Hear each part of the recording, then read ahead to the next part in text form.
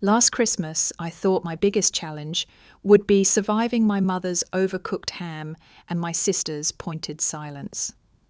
I never imagined a few old photos would make my fiancé's hands tremble and my entire childhood unravel. "Don't you see it?" he whispered, gripping my wrist with a panic I'd never seen in him before. I looked down at the photo I'd seen 100 times and saw it for the first time. My face cloned across memories, my smile frozen in every frame. And just like that, I stopped pretending I'd ever belonged in those pictures. Christmas at my parents' house always felt like walking onto a theatre set, same forced smiles, same tension simmering just below the surface. The living room was dressed in its usual fake warmth, garlands, pine-scented candles, and a fireplace video looping on the TV. My mother greeted Ethan like he was royalty brushing imaginary dust off his coat sleeve, asking if he was warm enough, hungry enough, happy enough.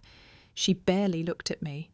Ethan, ever polite, played along. His charm was effortless, his smiles genuine. I envied that about him, the ability to exist comfortably anywhere.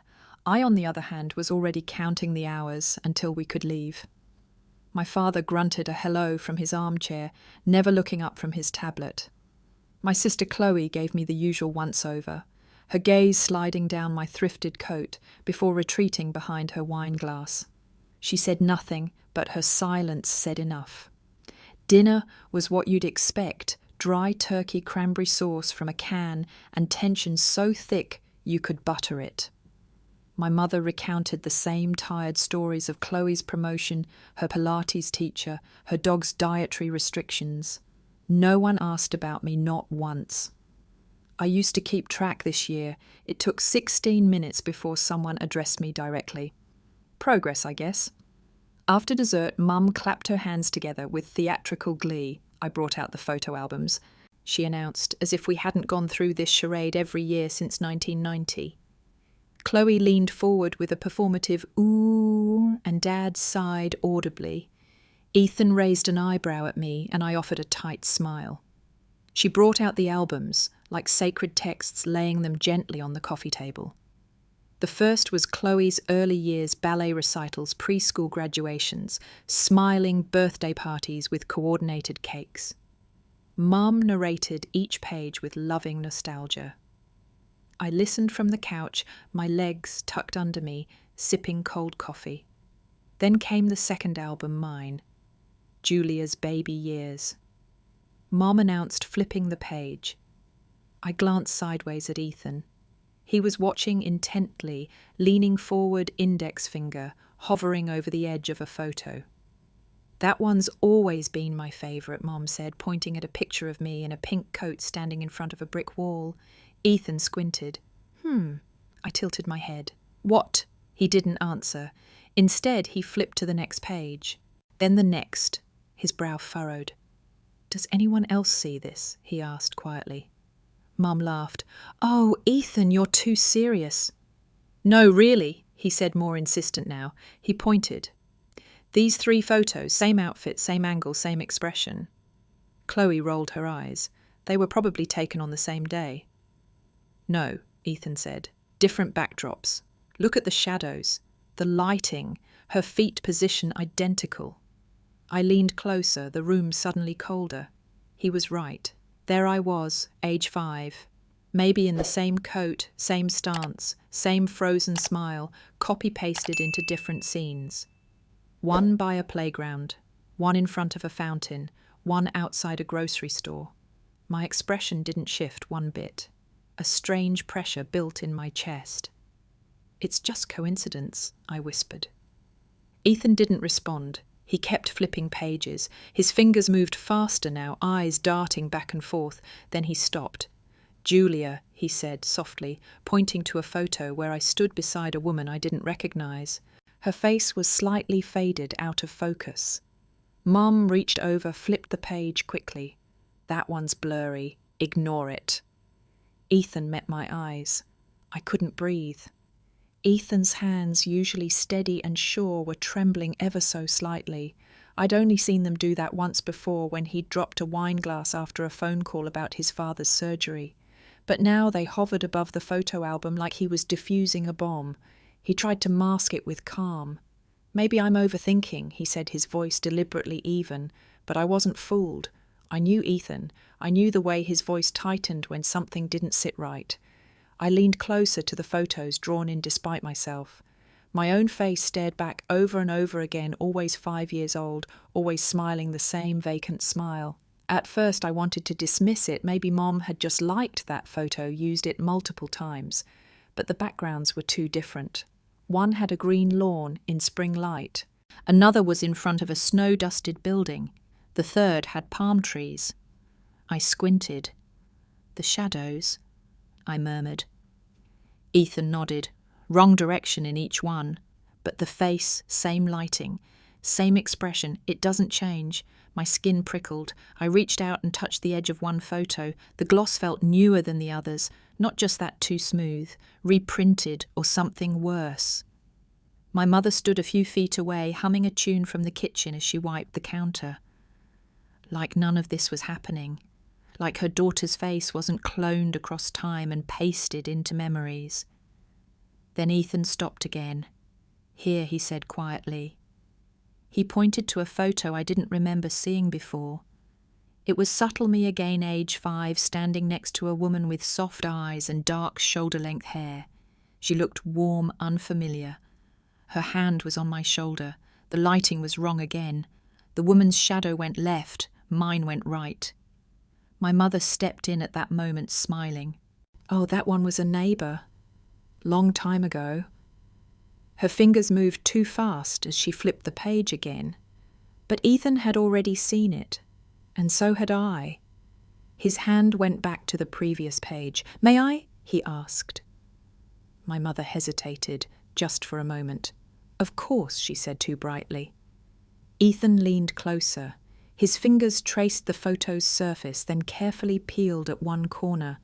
My breath caught in my throat. The top photo lifted a faint crackling sound, and underneath it was another image, faded and slightly grainy. Same background, same child me. But the woman beside me was different. Her hair was longer, her eyes softer. Not my mother, not the woman I'd grown up calling Mom. I froze. Ethan slowly placed the peeled-back image beside the original. "They covered it," he said. "Covered it, with a printed duplicate of a memory that wasn't real." I stood up abruptly, knocking my mug off the coffee table. Its shattered coffee bleeding into the rug. No one moved. "Julia," Ethan said gently, "are you okay?" But I wasn't. I was splitting down the middle. The woman in the old photo, something about her, pulled at the corners of my mind. A scent, a voice, a word I didn't quite remember, but almost did. My mother approached slowly, glancing between the photo and my face. "It was a long time ago," she said softly. "Things get mixed up. I probably just covered it by accident." Ethan gave her a look, with an identical photo edited and reprinted. She didn't answer. My father still hadn't looked up from his tablet. I turned back to the album, hands shaking now. My heart thudded in my ears. It wasn't just the photos. It was the way everything felt suddenly fragile, constructed, like someone had layered my life out of patchwork lies. I stared at the woman in the original photo. She was holding my hand. Why couldn't I remember her? The car ride home was silent. Ethan kept one hand on the wheel and the other resting tensely on his knee. I sat beside him, arms wrapped around myself like I could keep the unraveling inside. My fingers were still sticky with sweat. My chest hadn't stopped tightening since we left. He didn't speak until we got to the apartment. Once inside, he tossed his coat onto the chair and reached into the inner pocket. Carefully, he pulled out 4 glossy photographs and laid them on the kitchen table like evidence in a trial. "I didn't plan to take them," he said, "but when I saw the corner lifting, I had to know." I sat down, hands trembling, as I picked up the top photo. It was the one with the pink coat again. But this copy was different. Closer, slightly cropped, the edges cut unevenly, like someone had done it with dull scissors. I placed it beside the others. There I was, in each one, age 5, same smile, same blank stare. But in all of them, the backgrounds changed: picnic table, carousel, city sidewalk. And yet I hadn't aged a day. They reused your face, Ethan said softly, tapping one of the prints. It's the exact same frame pasted into different places. My mind reeled. Why would anyone? That makes no sense. Ethan didn't answer right away. He picked up a photo, holding it to the light. The shadows aren't consistent. Lighting on your face doesn't match the scene. It's all fake, Julia. I don't even remember those places, I whispered. Do you remember anything before you were 5? The question hit harder than I expected. I opened my mouth, but no words came out. I tried to think preschool, a birthday party, a toy. But my memory was a blank wall until a single moment standing in a hallway with buzzing fluorescent lights, holding someone's hand, someone telling me to smile. That's it. Everything else was static. I used to think that was normal, I said slowly, that maybe kids just don't remember that early, or that it was trauma. My mum always said the war was why, that my brain shut it out to protect me. Ethan looked at me, his expression softening. But what if that wasn't the truth I swallowed? My stomach twisted. Then, none of this is real.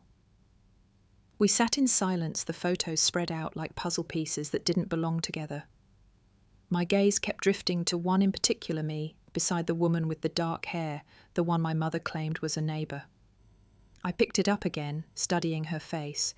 It was blurry, faded, but there was something familiar in the curve of her cheek, the tilt of her smile. A tug in my chest like déjà vu that hurt. She's not just a neighbour, I said. Ethan nodded. You know her, don't you? No, I said. Then quieter. I think I did. My head throbbed. I pressed my palms against my temples. Why would they fake this? Why go through all the trouble? I don't know yet, Ethan said. But people only lie that hard when they're hiding something big. I stood pacing the kitchen. My childhood flashed behind my eyes like a scrambled film reel, the stiff hugs, the absence of birthday parties, the way my mother always dodged questions about when I was little. I remembered asking her once why there weren't any baby pictures of me, and she'd said, "They got lost when we moved. It was war. Things got left behind." But Chloe had baby albums, thick ones, with glitter stickers and dates written in curling pen. Nothing had been lost for her. They lied, I said aloud. They built a whole fake history for what Ethan didn't move. Maybe to protect you, maybe for something darker. I wanted to scream. Instead, I dropped into the chair and stared at the woman in the photo. My fingers brushed the edges of the picture, as if I could touch the past and make it speak. I don't know who she is, I whispered, but I think she's why I can't remember. Ethan leaned in. We'll find out who she is, and we'll find out why they erased her. I nodded, not trusting myself to speak, because deep down I already feared the answer. That night, sleep refused to come. I lay on the couch, the photos still spread out on the coffee table, each one glowing faintly under the lamplight.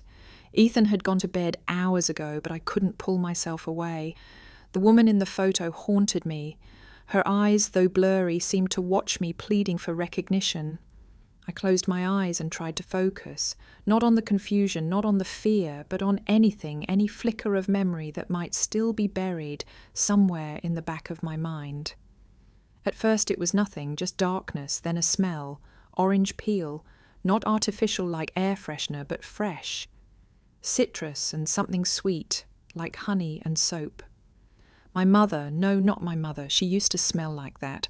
I remembered leaning against her chest, my face buried in the crook of her neck. That scent had been my comfort, my safety, my breath caught in my throat. Then another flash. A hand, warm, gentle, with short, square-cut nails brushing the hair from my forehead.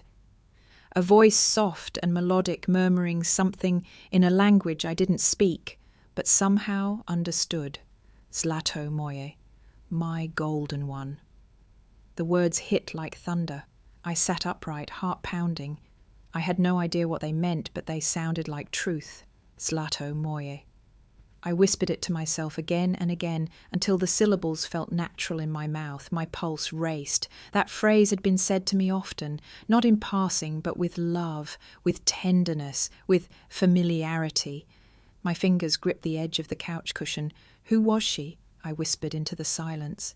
And why did they take me from her? Suddenly another image jolted through me, uninvited and violent.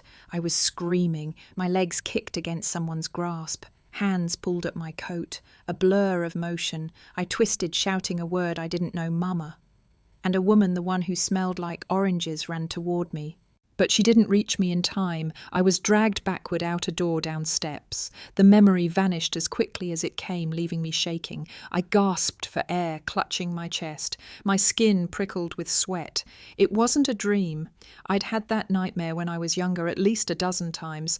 I remembered waking up sobbing, hyperventilating, and my mother, my so-called mother, telling me it was nothing, that I had an active imagination, that it was leftover fear from the war.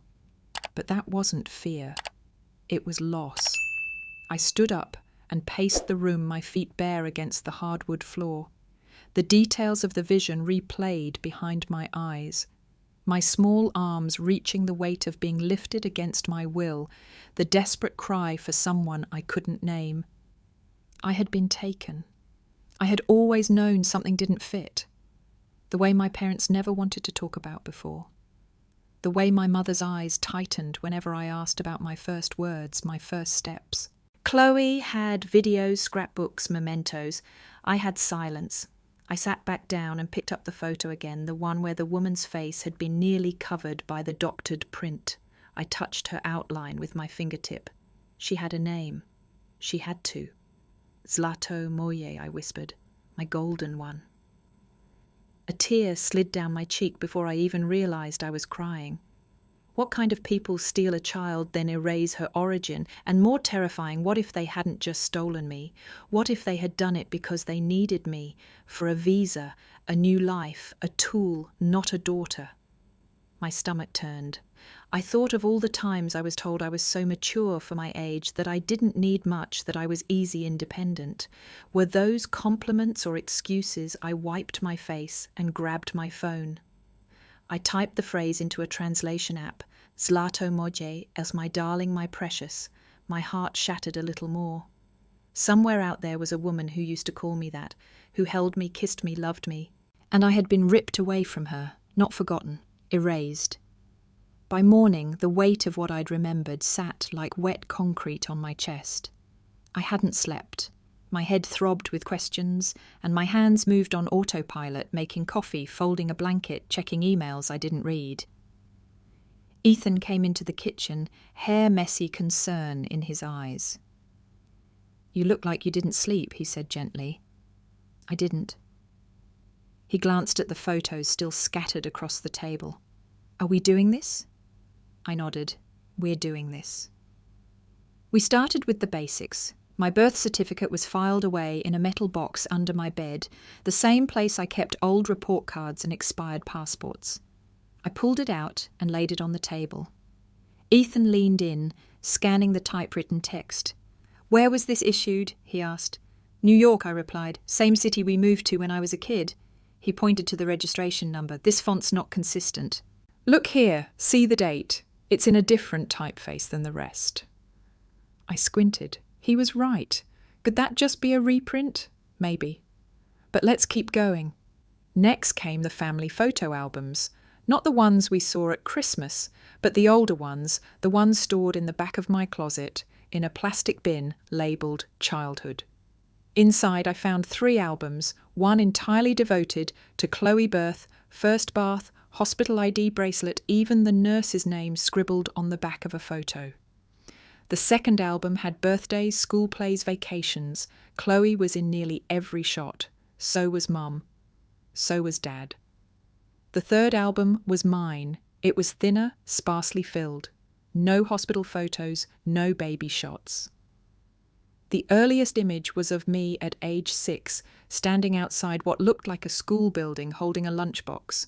No date, no writing, just my face already guarded, already watching. I flipped through slowly. Most of the photos had vague captions like summer or first grade, but nothing concrete. Chloe's pages had her birth time written down to the minute. Mine didn't even have a birth weight. They said they lost everything in the move, I muttered. Ethan was flipping through the pages with a frown. You ever see anything with a timestamp, a dated certificate, a preschool report card? I shook my head. He sat back. Let's try something. He opened his laptop and began typing quickly. There's a database government maintained for birth records. Not all of them are accessible without authorization, but some public indexes list basic data. I watched as he searched my name, Julia Novak, born 1984, New York City. The screen loaded, then stayed blank. He tried a variation, Julia Novak, born March 1984, still nothing. That doesn't make sense, I said. Let's try Chloe, he said. A few keystrokes later, a match popped up. Full name, hospital registration, time of birth, even a digital scan of the original ledger. Okay, so the system works, he said quietly. Try my full name, I whispered. Julia Ann Novak. He did. No results. My throat dried. Maybe it was spelled wrong. He shook his head. If there's no record under any variation, it means one of two things. Either you were born somewhere else and given documents later, or your birth was never officially recorded at all. My skin turned cold. What about school, I asked. There should be records from kindergarten. Ethan nodded. Worth checking. But we'd need to know which district. I remember the name of the school. I had a yellow sweater I hated, and the floor in the hallway was green tile. Let's try. We spent the next hour combing through digital archives. Ethan pulled up a site with scanned class photos and school rosters from the late 80s. He found Chloe's class picture from her first grade year bright and clear. Mine didn't exist.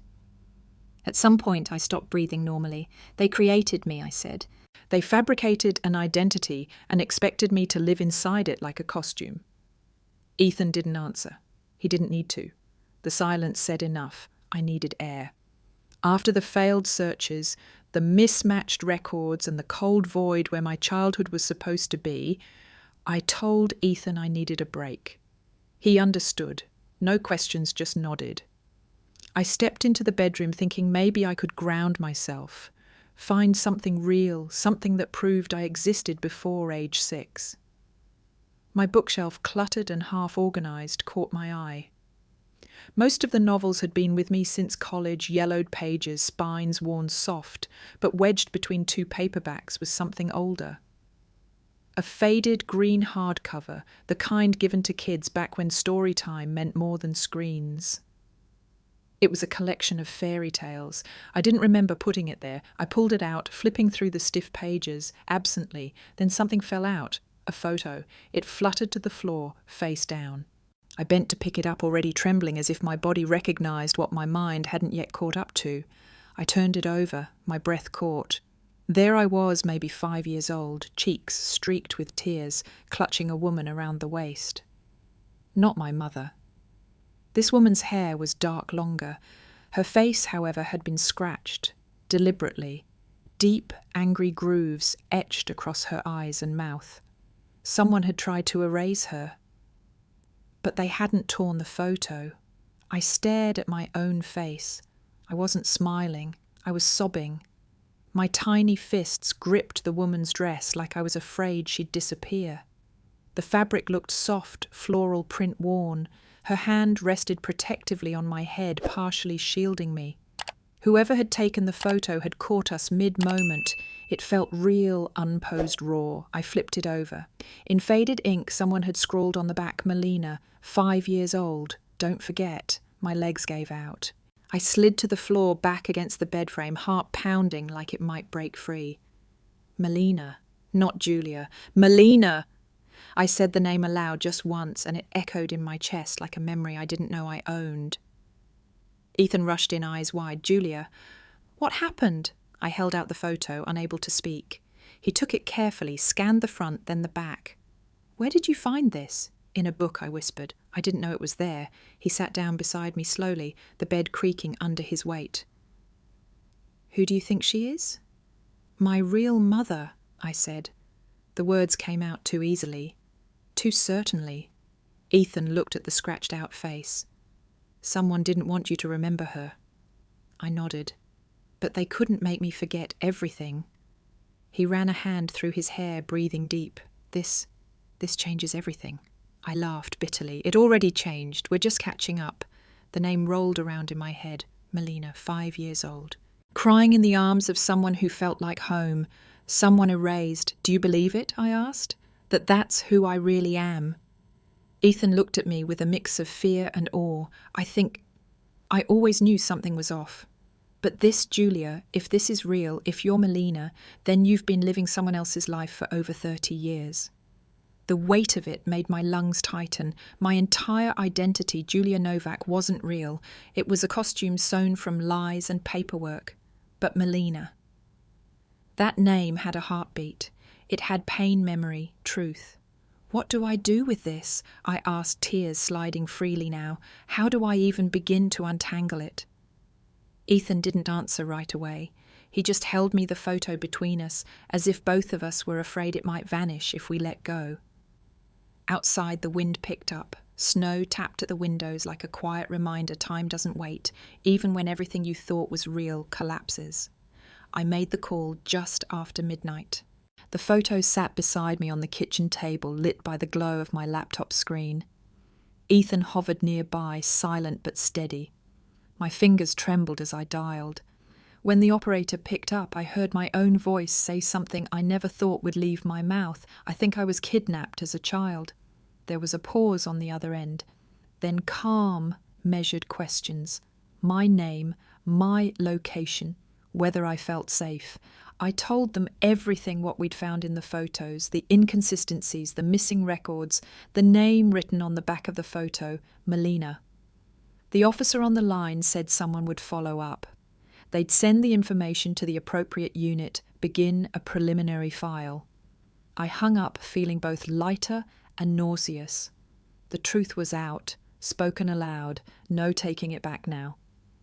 For 2 days the world felt like it was holding its breath. I couldn't focus on work. I barely ate. Ethan stayed close, trying to make normal things feel normal. He made tea, ordered takeout-filled silences with calm reassurance, but nothing could shake the feeling that I was standing on the edge of a cliff, waiting for it to collapse beneath me. Then came the knock. 3 short raps on the door late afternoon. I opened it to find my parents standing there. My mother clutched a brown paper bag, smiling as if she'd stopped by for coffee. My father stood behind her, hands in his coat pockets, unreadable. We brought soup, she said, lifting the bag. The carrot kind you liked when you were little. The irony twisted in my gut. I stepped aside. They walked in like they owned the place. Ethan appeared from the hallway, his presence a quiet wall between me and them. My mother placed the bag on the table, smoothing the sides. My father remained standing, eyes scanning the room. We heard from the police, my mother said finally. Her voice was too calm, rehearsed. I didn't respond. They said you filed a report, she continued. Said you think something happened when you were a child. I don't think I said, I know. She flinched at that. My father shifted his weight but said nothing. You should have come to us first, she said, a note of offence slipping in. Would you have told me the truth? Silence. Then my father spoke, his voice low and flat. We're not your biological parents. Just like that. 14 words and the foundation cracked. I sat down slowly, legs trembling. Ethan placed a hand on my shoulder. I looked up at them, these people who had raised me, disciplined me, fed me, gaslit me. Why, I asked. My mother sat across from me, folding her hands. You were 5. The war was getting worse. We were leaving. Your mother... She couldn't come. So you took me. She asked us to, she said too quickly. She begged us to take you with us. Said it was the only way you'd survive. I stared at her. Then why the fake photos? The lies? Why erase everything about her? She didn't answer. My father finally stepped forward. You cried for her for weeks. We didn't know what else to do. So we made a life. We gave you a life built on lies, a life you wouldn't have had otherwise. I felt something inside me break, but it wasn't pain. It wasn't even anger. It was relief. A strange, hollow freedom. The truth didn't crush me. It lifted the weight of pretending to belong, pretending to be grateful for love I'd never truly felt. You could have told me, I whispered. We didn't want to hurt you, my mother said. You already did. They didn't argue. They just looked tired. I stood. You need to leave. My father opened his mouth, then thought better of it. My mother hesitated, her eyes wet. She reached into the bag, pulled out a single photo. This one's real, she said. We didn't touch it. She placed it on the table, me 6 years old, holding his hand. I didn't pick it up. They walked out without another word. After they left, the apartment felt colder. Not just in temperature, but in weight. The air itself seemed thinner, like the truth had pushed out all the oxygen. I stood there, staring at the door they'd just walked through, the photo still untouched on the table. Ethan didn't say anything. He didn't need to. She didn't beg them, I said finally. I don't believe that for a second. Ethan nodded. Neither do I. I sat down, fingers tracing the rim of the soup container. It was still warm, probably homemade. Probably full of the same affection they thought would mask the rotting foundation underneath. They stole me, I whispered. Ethan sat across from me, folding his hands. Yeah, I think they did. I looked at the photo again, the one she'd said was real. Me holding my father's hand, but even there my smile looked tight. Wrong. Like I'd been told to smile, not invited to. They said she couldn't come, I murmured. That she stayed behind. Do you want to ask them again? Ethan asked gently. For the truth, I nodded slowly, but not in my home. The next day I asked to meet them in public, neutral ground. We chose a small cafe in the old part of town, the kind with mismatched chairs and dusty light fixtures. They were already there when I arrived, sitting side by side in a booth like they always had something to hide between them. I didn't order anything. I just sat, folded my hands and looked them both in the eye. I want the truth, all of it. My mother hesitated. My father sighed like honesty was a burden. You weren't adopted, he said flatly. I figured. He continued. There was no paperwork, no legal process. You just took me. My mother flinched. It wasn't like that. We were trying to leave. The borders were chaotic. People were missing, displaced. No one was checking who belonged to who. And you saw an opportunity. My father didn't deny it. Your mother, she was young, alone. She had no way out. Then why not help her too? She didn't qualify for the refugee list, he said. She didn't have the right documentation. Families with children were prioritized. So you made one, I said bitterly. You made a family out of someone else's child. My mother's voice was quiet. We didn't plan it. We were friends with her, from the same village. When the shelling started, she brought you to our place for safety. My chest tightened. And then she left to get supplies. She was gone for a day, maybe 2. We thought she wasn't coming back. She left her child in your care during a war, I snapped, and you took that as abandonment. She was desperate, my mother whispered. We all were. And when we crossed the border, we said you were ours, and the fake photos, the name change. My father leaned forward. We didn't think you'd remember anything. You were so little. We thought if we raised you well, it wouldn't matter, but it does, I said. It matters. Silence. Her name, I said. Tell me her name. My mother hesitated. My father closed his eyes. When he opened them, he spoke like a confession. Mira Kovac. The name landed with a strange clarity. Mira Kovac. It sounded right. Familiar, like an echo I'd been chasing for years. She loved you, my mother said suddenly. You were everything to her. Then why didn't you let her find me? Because we were afraid, she whispered. Afraid you'd hate us, that we'd lose you. You never had me, I said. You just had my body. You never had my trust. My father stood.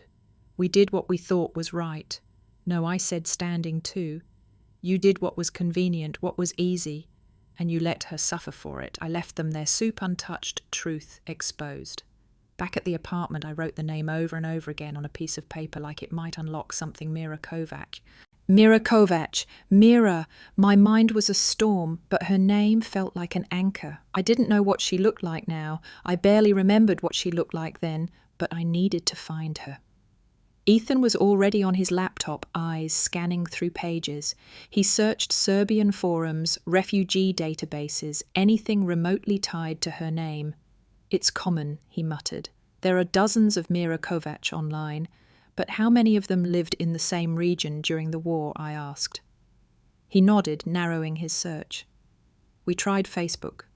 There were too many at first, some in Croatia, some in Bosnia, a few scattered in Germany and Austria. Most of the profiles were private or inactive. A few had profile photos, but none looked familiar until one. It was a grainy photo. No smile, no filters. Just a woman in her 50s, dark hair, pulled back lines creasing her face. But her eyes, they stopped me cold. Deep set, slightly downturned, shadowed with something I couldn't place. Ethan leaned in. She looks like you. I shook my head slowly. No, I look like her. Her profile hadn't been updated in months. Her location listed a small town in southern Serbia, the same name my mother had once accidentally mentioned when she thought I wasn't listening. My stomach dropped. I clicked on the message icon and stared at the blank field. What do you say to someone who might be your mother, who might have lost you for decades? Write what you know, Ethan said. The truth. I typed slowly, letting the words come naturally. Hello. I was given your name by someone who knew you long ago. I believe I might be your daughter. My name is Julia Novak, but I think I used to be Melina. I don't know for sure. But I found a photo. I remember your scent like oranges. If this is a mistake, I'm sorry, but if it's not... Can we talk? I read it 3 times before hitting send. Then we waited. Every sound in the apartment seemed louder. The ticking of the wall clock, the hum of the fridge, the creak of wood under Ethan's shifting weight. I couldn't sit still. I paced. I stared out the window. I reread the message a dozen times. Minutes passed, then an hour, nothing. Just as I started to lose hope, the message icon blinked. She'd replied. My heart jumped into my throat as I clicked to open it. Her message was short, just 4 words. Can we talk tomorrow? I exhaled shakily, tears welling in my eyes. Ethan wrapped his arms around me from behind, resting his chin on my shoulder. She answered, he whispered. She answered, I repeated, voice breaking.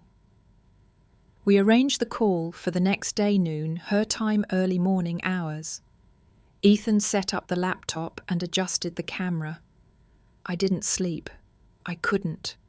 I spent the night rehearsing what I might say, what I might ask. Would she remember me? Would she even want to see me? Morning arrived heavy and quiet. I wrapped myself in a sweater, hands trembling as I clicked the video link. The screen went black, then blinked. Then her face appeared. She was older than the photo, her features, tired eyes, sunken slightly. But she was still her, still those eyes, still that softness. She stared at me, silent hand over her mouth. Then finally she whispered, Melina. I couldn't breathe. I nodded slowly. I wasn't sure she said. But now that I see you, I know. I couldn't speak.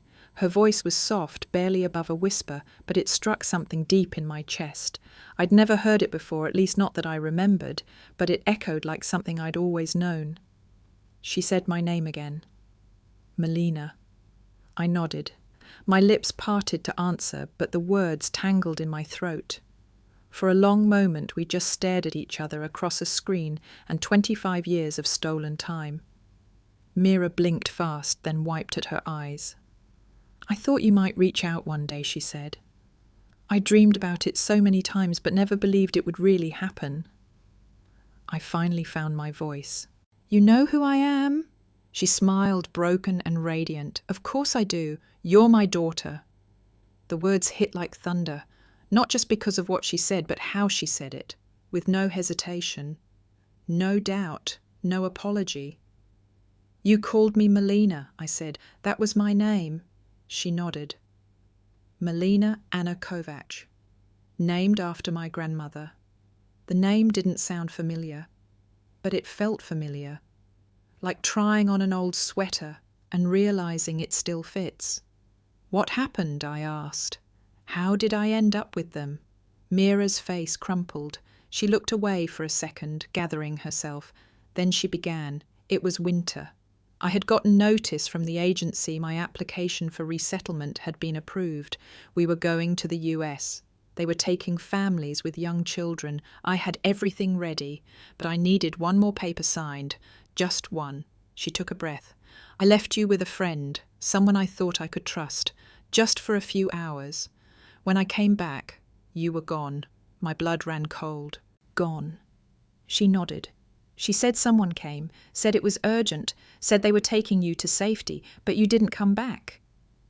I gripped the edge of the table. They told me you gave me to them, that you asked them to take me. Her face hardened, not with anger, but pain. Never. I would have never let you go. I searched everywhere. I reported it to every police station, filed missing persons reports, went to refugee camps, hospitals, train stations. For months, tears filled her eyes. I thought maybe you had died. Or maybe someone took you over the border and didn't tell anyone. I was shaking now. You looked for me, I never stopped, she whispered. Even when they told me it was hopeless, even when the war ended and people forgot, I never did. I covered my mouth trying to breathe. They said they were your friends, I said. They acted like they saved me. Mira's lips trembled. They stole you, and they used you to get out. The realization settled in like a sickness. My life, my entire identity had been someone else's ticket to freedom. Ethan moved closer behind me, his hand resting gently on my shoulder. I remember oranges, I said. You smelled like oranges. Mira's smile was sad and beautiful. I used to make orange tea. You'd crawl into my lap and bury your face in my neck. You'd always say it smelled happy. My throat tightened. I had dreams of someone pulling me away. I screamed for you. Her breath caught. You remembered that I nodded. Not clearly, but enough. Silence passed between us, heavy and sacred. I was afraid you'd hate me, I admitted. Hate you, she whispered. You're the only good thing I ever had. I've missed you every day. I couldn't hold the tears back anymore. I let them fall. Thank you, I said, for not giving up. Mira reached toward the screen like she could touch me through it. Melina, she said again. My Melina. And for the first time, it didn't sound foreign. It sounded like home. I walked into the precinct with a folder under my arm and a heartbeat like a war drum in my chest. Ethan was beside me, Mira, on a video call from Serbia, watching from a screen I held like a lifeline. The officer at the front desk gave me a polite but cautious look as I handed him the documents. My name is Julia Novak, I said. But I believe I was born Melina Kovac. I've recently uncovered evidence suggesting I was abducted as a child and brought into the United States under false identity. That sentence, clean practiced, still didn't feel real, but it was. The officer glanced at the first page. His eyebrows rose slightly. Sit tight, he said. We'll have someone from the investigative unit come out. 20 minutes later, we were seated in a private room with a detective named Reyes. She was quiet, sharp-eyed, and asked good questions. I laid out everything, the doctored photos, the inconsistencies in my records, the hidden photo of me crying in a stranger's arms, and most importantly, the message from Mira. She's on the line, I said, turning the phone so Reyes could see Mira's face. She's my mother. Mira's voice shook slightly but was steady. She repeated everything she'd told me, how I'd been left in trusted care for only a few hours and disappeared, how she filed a missing child report, how she never gave up searching. I still have the papers, she said, all of them. She held each one up to the camera. Scans would be sent later, but seeing them physically aged and folded and handled with desperation was sobering. A police report dated February 1999, a notarized affidavit listing my name as Melina Petrovich, the name of the town, the friend she had left me with. A flyer, faded but still legible, featuring my young face under the headline, Missing Child. Detective Reyes asked for copies.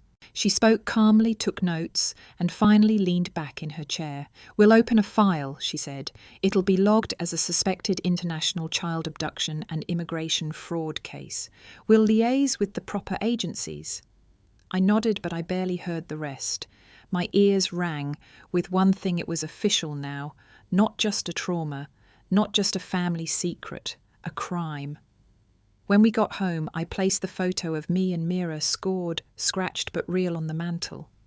I looked at my own eyes in the photo. They were terrified, confused and pleading. But now they had a name, a history, a truth. I started therapy 2 days later. I'd seen therapists before, of course, for anxiety, for that low, buzzing hum of dread I could never name. But this was different. This was for grief, for identity, for memory. The woman I saw, Dr. Keller, was calm, grey-haired, with the warmth of someone who knew how to hold other people's pain without dropping it. "I'm not sure where to begin," I said. "Wherever feels least terrifying," she replied. So I started with the photo, then the album, then the oranges, then the name. Each session felt like peeling wallpaper off old walls, layers of lies coming away to reveal pieces of truth underneath. Some memories returned like old postcards, the sound of Mira humming, the way she said bravo when I stacked blocks, her hands always warm. Others came like ambushes, the cold slap of the false mother's voice, "Don't talk about her. She's not coming back," the silence at bedtime, the way my birthday was never quite right. I learned to hold both truths. I had survived something I couldn't name for decades, and I was finally free of it. But freedom didn't come clean. It came with ache, with anger, with nights where I cried for the girl I used to be, the girl who lost her name. Still, each session made it clearer. I was Melina, and I had been missing for far too long. It took only 3 weeks for the investigation to confirm what I already suspected, but the official report still shook me when I read it. They had never filed proper immigration papers. Not under their real names, not with accurate dates, not with a clean history. The people who raised me, who claimed to love me, who had built an entire world out of middle-class American normalcy, were living a lie built on stolen identity and manipulated systems. According to federal records, they'd entered the country using forged documentation, fabricated birth certificates, and claimed refugee status as a young family with a minor child. That child was me, Melina. The report spelled it out clearly. My presence had been their golden ticket. In the chaos of the late 90s refugee intake program, families with young children were given priority. They'd used me as proof of parenthood, claimed I was theirs, a clean paper trail, no one digging too deep. Until now. They were charged with multiple offences: international child abduction, immigration fraud, falsifying federal documents, and identity misrepresentation. An emergency hearing was held. They didn't contest it. There was no argument, no defence. They knew. I wasn't there when the ruling came down. I didn't want to be. Ethan read the summary to me as we sat on the couch, his hand gently rubbing my back. "They've been stripped of their citizenship," he said. "Their passports were revoked. They'll be deported. No appeal allowed." I nodded, staring at nothing. "They'll be sent back to Serbia within 6 months." I didn't ask where they would go. I didn't care. For the first time in my life, their future wasn't my problem. The news should have felt triumphant, like justice, like vengeance, but it didn't. It felt hollow. I thought I'd feel rage, thought I'd want to scream, to celebrate, to spit in their faces and demand back the years they'd stolen from me. But sitting there in my small apartment, the walls still humming with the echoes of that courtroom decision, I felt only one thing: emptiness. Like someone had scooped out all the fury, all the grief, and left nothing behind but silence. Ethan watched me carefully. "Are you okay?" I shook my head. "I don't know." "Do you want them to know you're the reason I thought about it for a long time?" Then I said no. Let the system be the one to do it. Let it be impersonal. He nodded. In truth, I didn't want their guilt. I didn't want their apologies. I didn't even want their recognition anymore. What I wanted, what I craved, was peace. They had stolen so much from me. My mother, my name, my truth. But I wouldn't let them have my closure. The last time I saw them was by accident. I was walking past a courthouse downtown headed to therapy when I caught sight of them through the glass sitting on a bench, waiting, older and smaller than I remembered. My father's coat looked too big for him. My mother stared blankly at her hands. I didn't go inside. I didn't wave. I just watched for a moment. Then I turned and walked away. There was no hate left in me, just a strange kind of absence. They were ghosts now, not gone, but no longer holding any power over me. I got home that day and opened the envelope Mira had mailed me. Inside was a copy of my real birth certificate, Melina Anna Kovac, born March 7th, 1984, signed by a midwife in a village I couldn't pronounce, but that now held part of my story. I pressed it to my chest and closed my eyes. This was mine, unstolen, undeniable, and finally I belonged to myself. The morning Mira arrived felt like a dream I'd whispered into the dark too many times to believe it would ever come true. The family reunification paperwork had gone through faster than expected. Ethan handled most of the forms, navigating the bureaucratic maze with calm precision. I hovered on the edges, afraid that if I got too involved it would slip through my fingers like so many other things once had. But it didn't slip, it landed, and now here she was.